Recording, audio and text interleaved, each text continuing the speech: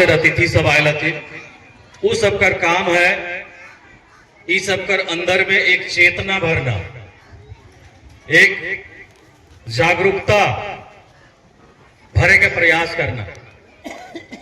और इस कार्यक्रम का उद्देश्य साफ साफ यह समझ में आवे लगल है कि जितना भी उपस्थित होल है, अभी बिंदेश दा भी कहला कि खनवे तरफ ध्यान हो सबका, तो भैया सामने खनवे बनवे लगल है तो ध्यानवा होने जेबे करते भटकता है, लेकिन ध्यान आदमी के ये रखेगा। हमके मौका मिलल है तो हम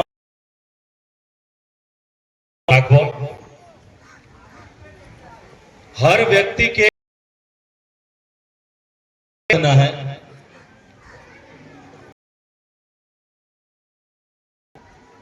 जो उत्थान है उकर माध्यम है। तो यहां कोई अनपढ़ बैठल है क्या? कोई अनपढ़ है? सब पढ़े लिखे लागल है, लेकिन शिक्षा का मतलब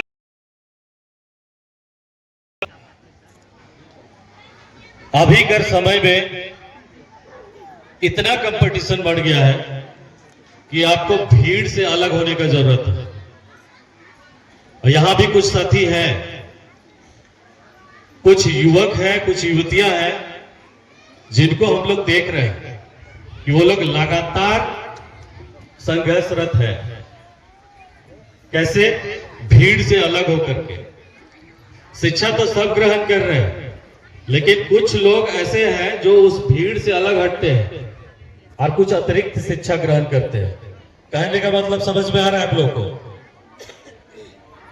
सामान्य शिक्षा से अलग हटकर कुछ तकनीकी शिक्षा। सब समाज का हम लोग अगर बुराई ही करेंगे तो हम लोग का समाज में कुछ अच्छाई भी तो हो रहा है, उस अच्छाई को भी हम लोग को देखना है। आज से 10 साल पहले अगर चले जाएं तो इस तरह का नौकरियां लोगों को नहीं मिल रहा था, लेकिन अब है ऐसे लोग जो अपने दम पर नौकरियां ले रहे हैं।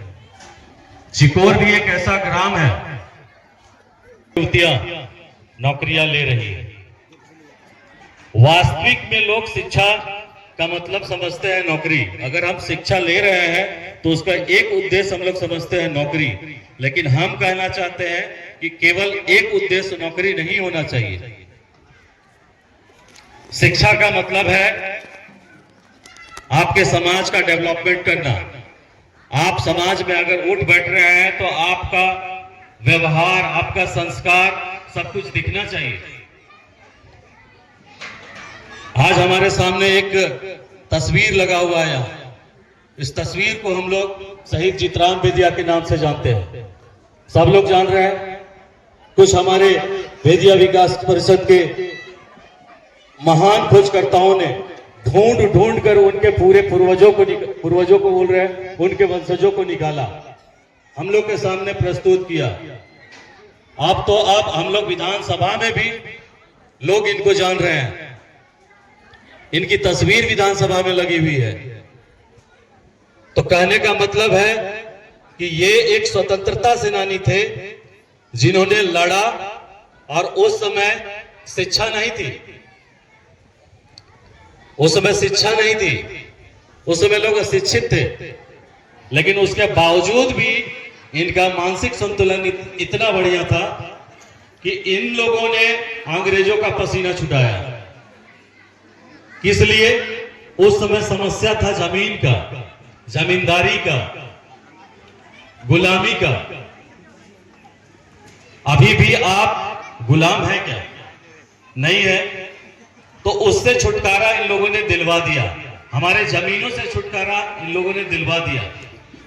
मतलब कहने का है कि इन लोगों को जो करना था वो करके हम लोगों को दे दिए।